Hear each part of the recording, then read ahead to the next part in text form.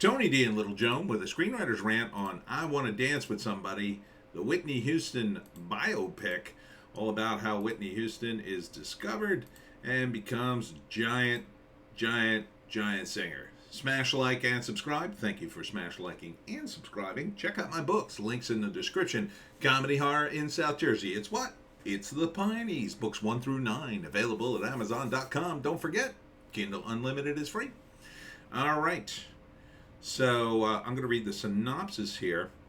I Want to Dance with Somebody is a powerful and triumphant celebration of the incomparable Whitney Houston, directed by Cassie Lemons, written by Academy Award nominee Anthony McCartan, produced by legendary music executive Clive Davis, who I think is in this, and starring BAFTA Award winner Naomi Ackie. The film is a no-holds-barred portrait of the complex, multifaceted woman behind the voice.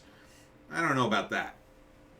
It seems very positive in the trailer, and I'm not saying it shouldn't be positive. There was a lot of positive things that came out of Whitney Houston, but there was also some negatives too. I'm not seeing that in this particular cut of the trailer. This is the guy who plays Clive. Looks like Stanley Tucci, but I don't think it's him. It might be. Can't tell. You'd think his name would be in the credits if that was him, but I don't think it's him. No, it's not him. So, from the writer of Bohemian Rhapsody, so he's done this kind of stuff before. It shows about her origins, singing in church, and then she's discovered by Clive, and then she became a huge singer. Yeah. I can't stand Whitney Houston music. Sorry, no offense. I mean, I acknowledge that she can sing. She can sing really well. I just hate all her music. It was very 80s. I never liked it. It was always the boring mainstream stuff. I mean, everybody else liked it. I don't fault her. I did like her rendition of the Star Spangled Banner. I thought that was good when she sang. I believe she sang at the Super Bowl. Or something like that. I think it was the Super Bowl. But they don't show any of the drama or any of the negative in this particular cut. So, she had problems. She had problems in her marriage. She had problems, I think, with drugs. And so I guess we're not going down that route. But, that's fine. I'm sure there's enough here. For people who want to see it, I think people who want to see a positive view of Whitney. And then, she is dead, so, I mean, it's not going to end well. I can't expect the movie to end at her peak of her career with... I mean, it could. I mean, looking at this trailer, it looks like it could end that way. So, first act, it's how Whitney got started and her background and her mom and singing at church. And then one night, she goes on stage, according to the trailer. I don't know if this is true. Is this true? She replaces her mom at an event, and Clive is in the audience and discovers her. And then next thing you know, she's on her way. On her way to just rocketing to fame.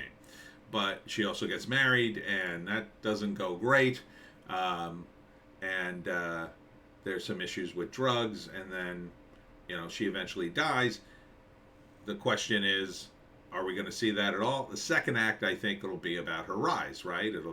Standard biopic movie is the origins is the first act, and then by the end of the first act, like, she is like super famous, and now it's all about her super rise, and she's just making money and meeting celebrities and being part of that, and all her great triumphs. And then towards the end of the second act, things start to fall apart. It's too much money. It puts a strain on her marriage. She starts doing drugs. And then the third act is she going to survive this? And obviously we know she doesn't. And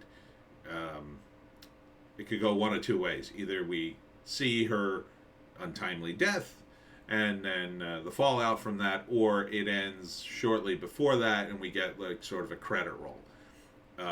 Or we get, again, I mean, they could approach it a little different by ending it before she dies, right? They end it at the peak of her career, but there's got to be some drama in it, so I assume it's going to be with her marriage. But again, they're not showing it in here. Um, so it's a rock star story, you know, the rise and fall of a great musician who, sadly, you know, fame can be too much for people. It really can. People kind of don't understand it. I've never really been famous, but I've been mildly famous, and I've been around people who are sort of famous. And I often talk about my friend who drew Batman, and they told him right out the gate, like, you're gonna draw Batman. We have problems keeping people at drawing Batman because they can't take the pressure. You know, they can't take the attention gets to them, and people start picking apart their art, and it makes them nuts. And I watched it happen to my friend, and it did affect him. So imagine that times a million with someone like Whitney Houston. I mean, you can't imagine the kind of things that you just get offered on a daily basis when you're that famous. Like, people just hand you things or offer you things that are nuts, and you have to be very careful too, because sometimes that's a trap into something else. You don't know. But I mean, she looks spot on, Whitney Houston. I mean, she really looks like her. I mean, not exactly like her, but enough like her that, yeah, that's a pretty good Whitney Houston right there. I'm not sure if she's doing the singing. Kind of hard to tell. It sounds like Whitney. It definitely sounds like it. I'm not. Again, I'm not a Whitney Houston aficionado, so I don't know her voice so well that I could tell. I could kind of tell what Joaquin Phoenix and Johnny Cash, like, I could kind of tell it was just a little different, but if that's her singing, man, that's spot on. That sounds exactly the same to me. But so it looks really well done, you know.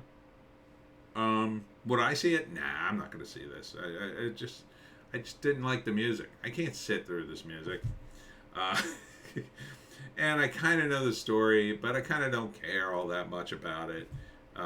Again, it's another thing that took place in my time period that people are looking back on, and I get it. If you haven't seen it and you're a big Whitney Houston fan, you don't know her all that well, you're like, oh, I gotta see this movie. Or even if you're just a big fan, you want to see how they handle it. It looks like a very positive view of her, I'll say that. And, you know, she was a good singer. So, I hope you like it. When the hell is it coming out? Let's see. Christmas, December 21st. December 21st in movie theaters. So, I mean, it'll be a nice, positive movie, I think, for the most part. There'll probably be at least some drama, even if it's a totally like, no, we don't see her death, we don't see a lot of the negative stuff. There'll still have to be some drama to give it a little bit of something towards the end of the second act into the third act. You need something, right? It can't just be a straight up positive documentary. You need something. So I think you'll see that with the other cuts of this, but it's always very sensitive when you're doing a biopic of somebody who, like this, was beloved and didn't die all that long ago. So you gotta kind of soft pedal that, the negative. So I could see why they would cut it like this, at least initially, get everybody all psyched, and then maybe you do another cut where you start adding in some of that, the drama and the problems she had in the marriage or whatever. Then people are go, oh, okay, yeah, there's going to be some of that. Well, there would have to be. So, I Want to Dance with Somebody, the Whitney Houston biopic, coming this Christmas. And that's it for me, Tony D. and Little Joan. Check us out on Odysee, Bitchute, and Rumble for our more bass takes. I will be at the Smithville Art Walk tomorrow from 10 to 4, I think it is, in Smithville, New Jersey, right across the street from Leeds Point, where the Jersey Devil was born. So I hope to see you there, and we'll see you